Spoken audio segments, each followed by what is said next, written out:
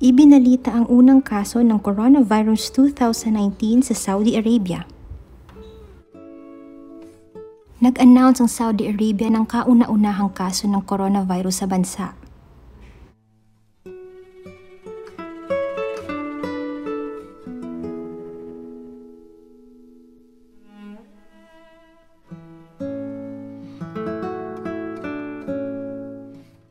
Dali-daling nagpadala ng infection control ang otoridad para itest ang Saudiya, para ito ay ma-examine at maidaan sa laboratory examinations.